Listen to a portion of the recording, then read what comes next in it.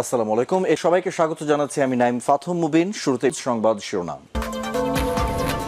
বাংলাদেশের সর্বশেষ গুরুত্বপূর্ণ আপডেট সংবাদে আপনাকে স্বাগত। শুরুতেই সংবাদ শিরোনাম, পরে বিস্তারিত। প্রথমেই জানাবো, হু হু করে বাড়ছে তিস্তার পানি, বন্যার পূর্বাভাস। উজানের পানি ঢল এবং দেশের অভ্যন্তরীণ ভারী থেকে অতি ভারী বৃষ্টিপাতের কারণে তিস্তার পানি হু হু করে বাড়ছে। এছাড়া ভারত গজলডোবা বাঁধ ছেড়ে দেয় তিস্তা নদীর ডালিয়া এবং কাউনিয়া পয়েন্টে জরুরি সতর্কতা জারি করেছে বন্যা পূর্বাভাস ও সতর্কীকরণ কেন্দ্র। পাশাপাশি নীলফামারী, লালমনিরহাট জেলার নদীর তীরবর্তী নিম্নাঞ্চলে স্বল্পমেয়াদী বন্যার পূর্বাভাস দেওয়া হয়েছে। এদিকে কক্সবাজারে পাহাড় ধসে নতুন করে ৮ জনের মৃত্যু, ৬ দিনে নিহত ১৯। টানা কয়েকদিনে ভারী বর্ষণ এবং পাহাড়ি ঢলে কক্সবাজারে বিস্তীর্ণ অঞ্চল প্লাবিত হয়ে গেছে। নদীগুলোতে বিপদসীমার উপর দিয়ে প্রবাহিত হচ্ছে পানি। এলাকার মানুষ পানিবন্দী হয়ে পড়েছে। হাজার হাজার মানুষ পানিবন্দী হয়ে পড়েছে। একই সঙ্গে ফসলি জমি, পুকুর, চিংড়ির ঘের, সড়ক তলিয়ে যায়, বিপর্যয় দেখা দিয়েছে।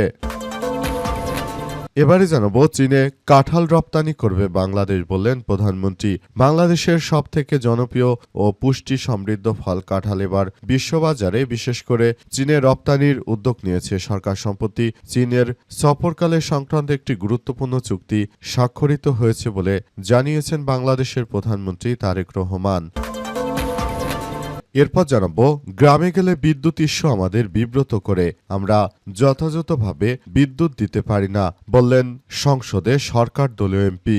গ্রামেগঞ্জে বিদ্যুৎ এখন বড় ইস্যু। আমরা যখন গ্রামে যাই এই ইস্যু আমাদের বিব্রত করে অস্বস্তিতে ফেলে দেয়। ত্রয়োদশ জাতীয় সংসদের ২১তম দিনে জামালপুর ৩ আসনে সরকার দলীয় সংসদ সদস্য মুস্তাফিজুর রহমান বাবুল এক সম্পূরক প্রশ্নকালে এই কথা বলেছেন। এ সময় সংসদে সভাপতিত্ব করেন স্পিকার হাফিজ উদ্দিন আহমেদ।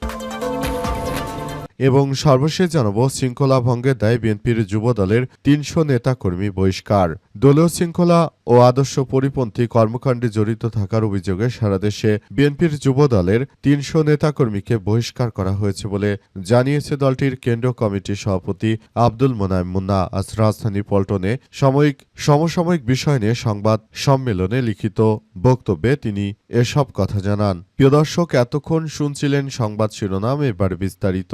তবে তার আগে বন্ধুরা অনুরোধ থাকবে, এই সংবাদটিতে একটি লাইক দিন।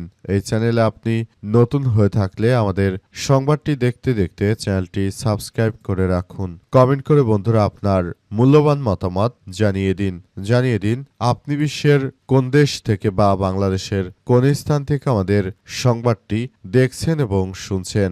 আর বন্ধুরা, সংবাদটি আপনার সোশ্যাল মিডিয়া ফেসবুকে শেয়ার করে বন্ধুদেরও দেখার সুযোগ করে দিন। গাজা যুদ্ধে আপনি যদি নিরীহ ফিলিস্তিনিদের ভালোবেসে থাকেন বন্ধুরা, কমেন্টে ইয়েস লিখে পুরো সংবাদটি বিশ্ববাসীকে দেখার সুযোগ করে দিন। এবারে বিস্তারিত। গ্রামে গেলে বিদ্যুৎ ইস্যু আমাদের বিব্রত করে, বললেন সংসদে সরকার দলীয় এমপি। সংসদ সদস্য মুস্তাফিজুর রহমান বাবুল জানিয়েছেন যে গ্রামে গঞ্জে গেলে মানুষজন আমাদেরকে জিজ্ঞেস করে যে আপনাদের সরকার ক্ষমতা আসার পর বিদ্যুতের এত সমস্যা কেন। তখন আমরা কোনো উত্তর দিতে পারি না বলে জানিয়েছেন বিএনপির এই এমপি। তিনি আরও জানিয়েছেন যে তাই আমি বর্তমান আমাদের প্রধানমন্ত্রী বরাবর বলতে চাই, কেন বিএনপি আসলেই বারবার বিদ্যুতের এত সমস্যা হয়। বিএনপি কেন জনগণের সকল প্রত্যাশা পূরণ করতে পারে না। বিএনপি যদি জনগণের সকল প্রত্যাশা পূরণ করতে নাই পারে, তাহলে জনগণ কেন আমাদেরকে ভোট দিয়ে ক্ষমতায় আনবে, এমন প্রশ্ন তুলেছেন এই বিএনপির এই নেতা। তিনি বলেছেন যে যদি ভালোভাবে রাষ্ট্র পরিচালনা করতে না পারি, তাহলে আগামীতে কেউই আমাদের ভোট দেবে না, এটা নিশ্চিত করে বলতে পারি। অতীতে যখন আমরা ক্ষমতায় এসেছি তখনও দেশের জনগণকে আমরা বিভিন্ন প্রয়োজনীয় বিষয়গুলো যোগান দিতে পারিনি। এর আগে যখন আওয়ামী লীগের সরকার ক্ষমতায় ছিল তখন কিন্তু দেশে কোনো বিদ্যুতের সমস্যা আমরা দেখিনি, কিন্তু আমরা ক্ষমতা আসার পরই বিদ্যুতের বিভিন্ন সমস্যা পরিলক্ষিত হচ্ছে। সুতরাং এর থেকে কি বোঝা যায় না যে আমরা একরকম ব্যর্থতার দিকে যাচ্ছি। তিনি আরো জানান, যদি এই ব্যর্থতাকে কাটিয়ে উঠতে না পারেন, তাহলে ভবিষ্যতে আমাদেরকেও আওয়ামী ফ্যাসিস্টদের মতোই এক ভয়াবহ দুর্যোগের মুখোমুখি পড়তে হতে পারে দেশে। কারণ দেশের জনগণ তাদের যদি দেয়ালে পিঠ ঠেকে যায়, তাহলে আওয়ামী লীগের মতো করেই তারা রাস্তায় নেমে আসবে। তখন কিন্তু জনগণ রাস্তায় নামলে আওয়ামী লীগ যেমন নিজের গদি টেকাতে পারেনি, বর্তমানেও আমরা সেই একই অবস্থায় পড়তে পারি বলে এমন সতর্কতামূলক কথা জানিয়েছেন এই সংসদ সদস্য। বাংলাদেশ থেকে চীনে কাঁঠাল রপ্তানি করা হবে জানালেন প্রধানমন্ত্রী।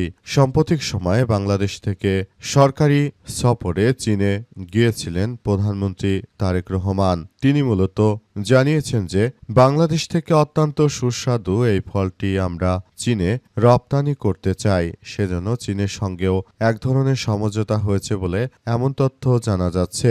তাই এসব বিষয় নিয়ে খুবই গুরুত্ব সহকারে কার্যক্রম চালিয়ে যাওয়া হচ্ছে। মূলত নতুন করে দেশের অভ্যন্তরে যেন কোনো ধরনের সমস্যা সৃষ্টি না হয় এবং সরকার সেই বিষয়গুলো খুবই গুরুত্ব সহকারে দেখছে।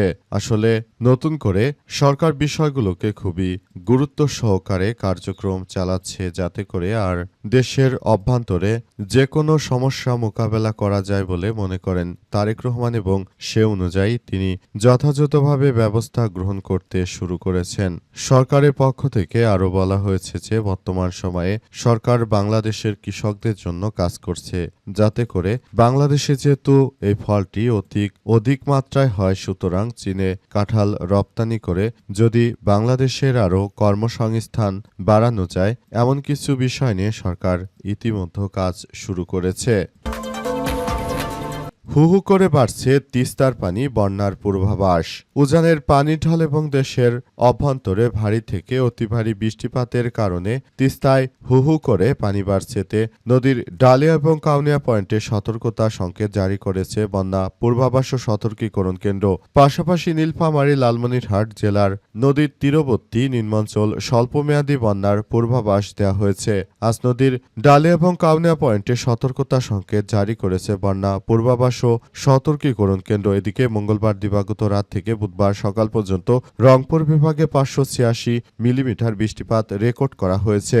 অতিরিক্ত বৃষ্টিপাত ভারতের বাঁধ ছেড়ে দেওয়ার কারণে বাংলাদেশের তিস্তা নদীতে হু হু করে পানি বাড়ছে। বিশেষ করে ভারতের সিকিম, অর্থাৎ যেখানে তিস্তা নদী জন্ম হয়েছে, সেখানে মূলত এই ধরনের ব্যাপক কার্যক্রম সেখানে পরিলক্ষিত হচ্ছে। অর্থাৎ সিকিমের অঞ্চলে এবার ব্যাপক বৃষ্টিপাত হওয়ার কারণে মূলত অতিরিক্ত পানি তিস্তা নদীতে আসার পর ভারত তাদের গজলডোবা বাঁধ ছেড়ে দিয়েছে। এতে বাংলাদেশে হু হু করে তিস্তার পানি ঢুকতে শুরু করেছে। এতে বাংলাদেশের বেশ কয়েকটি জেলা পানির নিচে তলিয়ে যেতে পারে বলে এমন কথা শোনা যাচ্ছে।